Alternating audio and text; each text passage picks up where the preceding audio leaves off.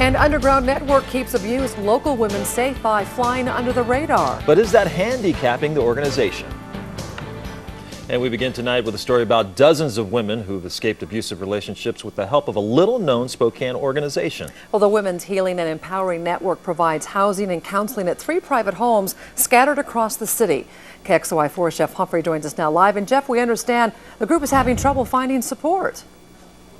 Well, Nadine, for one thing, these shelters can't advertise their existence because if they give up their location in these various neighborhoods, the ex-boyfriends and husbands come around, create all sorts of security problems. This network also promotes faith-based healing and misses out on a lot of government grants because of its connection to religious beliefs.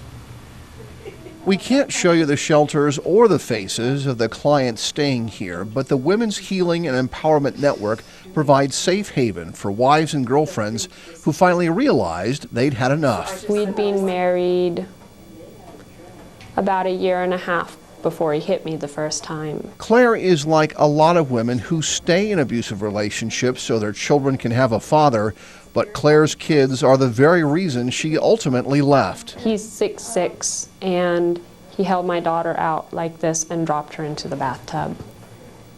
And it was like, I can't do this. And so Claire and the kids moved into this Northside shelter for a minimum 2-month stay. Being around other abused women helped Claire realize her violent marriage wasn't her fault. Individual counseling to deal with your specific issues, just a chance to talk things through.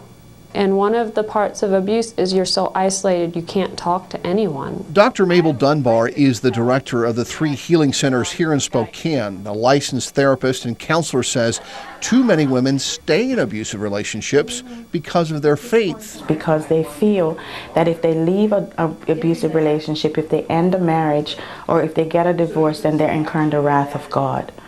And in my experience as a Christian and as a pastor's wife, the Bible does not condone any kind of abusive relationship. But because religion is one of the tools Dr. Dunbar is using to help these women, her organization is ineligible for many government grants. We say that we're a Christian country, and I just believe that there are people out there who, when they hear what we're trying to do, that they will definitely support us.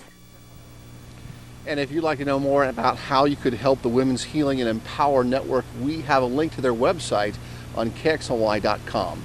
Reporting live in North Spokane, Jeff Humphrey, KXLY4.